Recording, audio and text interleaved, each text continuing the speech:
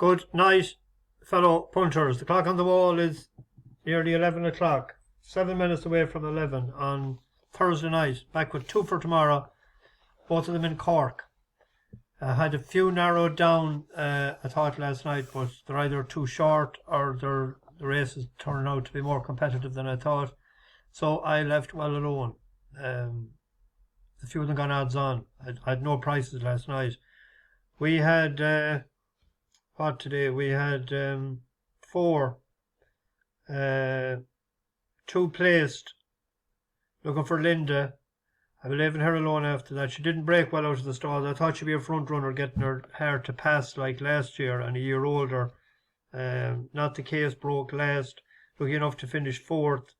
They were paying 4 places, and Finnsburg drifted like a barge all day. It was out to 7-2, even a bit bigger on the exchanges.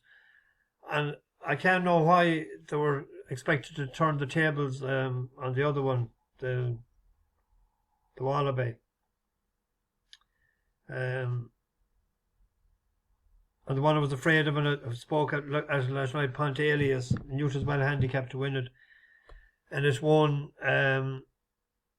Dark Note was lucky enough to finish 3rd when he was nearly taken out by the horse. I cannot understand the jockey didn't know that might happen coming around the second time to either pull back a little or else get on the inside.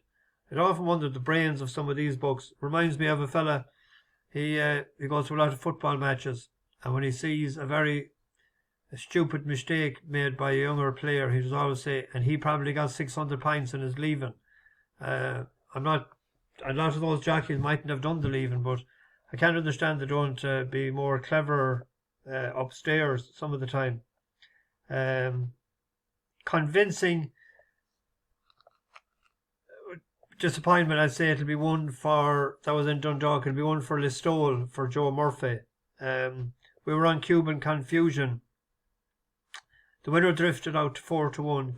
Cuban Confusion got a good break, got a grand position, I thought, and I said we're going to outstay the other one, but I don't know what happened up the stretch. I didn't get a chance to look at it again, but it didn't seem to be in love with where it was running or what. It finished up on the fair rail. Why did it go straight? It tired because after running a mile in Galway, closing so well in Galway, I thought it would win at the 2 furlong pole, but was second. And I hadn't done the reverse forecast with settlement either. And both of them were rated 75 and 76. And you're entitled to win a maiden at that. So throughout the winner, and we are a good winner of it. You could look at it that way, but racing isn't like that. I was looking at a maiden as well tomorrow. The 225 at Wolverhampton is very competitive.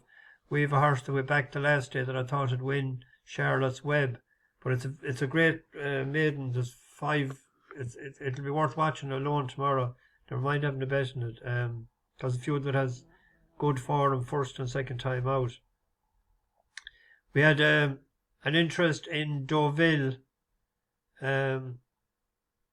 But the best it could have done, the way it was ridden, I thought, was 3rd, and it got 3rd.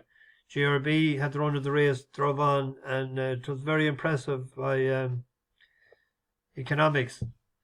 It'll be interesting to see where they're going to go with him next. 2 for tomorrow. There's a fly going by. There is a 5 furlong race in Cork. Good for him. We were on Spartacus the last day, and I'm going to go on him again. Rappel is the fav for Paul Flynn, but it's gone up. It's 65 now. It's gone up 49 and one at 56, and a lot of them runs were at 6 furlongs as well. I think he needs the 6 to be at his best. Emerald Harmony is the top weight. There is a first ride in this for P. McGettigan, carrying, or a 10 pound claimer. This is his first ride, I think. this won a maiden the last day, and it won it the same day as I'm Spartacus, and the time of the race they were nearly identical. The time of that race was 58.1.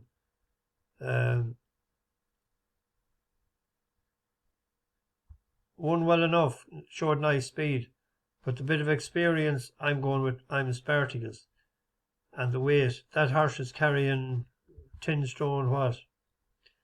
It's down to carry 10 stone 7 or something. I'll have a look in a minute. I'm Spartacus used to be trained in England, and it was dropped £3 for its last run.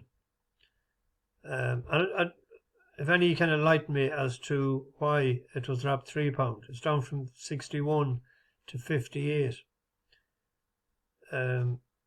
Just be Richard Fahey, one of 67, so one of £9 higher, and it was got into a bit of bother in Tipperary that day.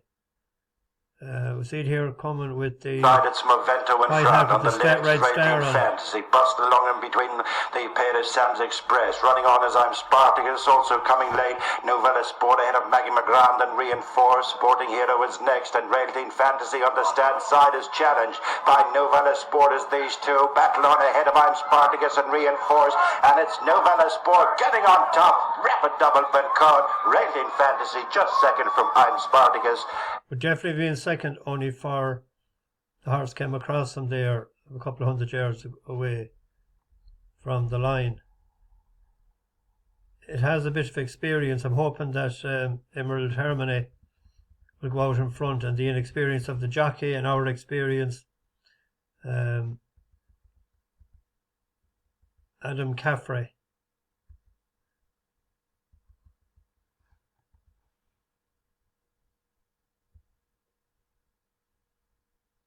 £10 9, even with the £10 off.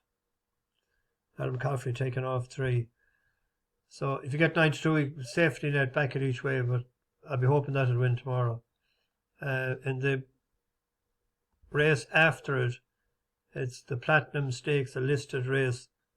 3-year-olds have a nice record in this race. They've won 2 out of the last 3. Then you could say they've 2 out of the last 5, but go back a bit there to the 5 years previous, and I think they had 3 winners. Jumbly is the favourite. He hasn't ran for a while. Finds it hard to win, and I think he needs cut on the ground as well. If you look at a couple of the times, it was withdrawn and that, and it was sighted ground, although that doesn't be always the truth either. Hasn't won since 2022. The Group 3. Taking him on with the 3-year-old Super Sox for Paddy Toomey. I was impressed with this, the way it ran the last day. Tipperary is sort of front running track. Big step up in class, but Toomey is no daw. That's him out in front, Billy Lee having a peek between his legs. Never thought, and the real screamer. Little changes in the order as they head for the final 2 furlongs. Super Sox rejoined by both Prince of Ardis, and in between them is Galen. They're abreast, followed then by Balyan and Cortes Bay next, then Golden Goose and Duchess Wannabe and Polaris Delson. Never thought, and the real screamer. Continuing in front and fighting for pleasure is Super Sox. Is that too clear? From Galen second and Cortes Bay, Balyan weakening is Prince of Ardis, but it's Super Sox. Hands and heels to cut. Galen by 2.5 lengths, and then big step up in class, no doubt, but carrying 8 stone 11. It's rated 95, so even with the weight allowance is £5. That'll bring it to 100. That'll only leave it £2 off Jumbly, and if it could improve £3 or £4, put him right in the mix, or put her right in the mix. That race I mentioned in. There's a 78 or 76 rated horse, and you have Queen of Soldiers, who was very good first of all. This is a very interesting race tomorrow. Charlotte's Web, that we were on the last day, steps up and trip, and you have Defoy's horse there as well, French Mistress by Kingman with French dressing. Queen of Soldiers' favourite. If anyone wanted to have a pounding in on Charlotte's Web each way, Step Up and Trip might suit. Might have caught a tartar the last day. Now, I'm going to catch a tartar in a cup now for before bed. So bash the bookies over and out.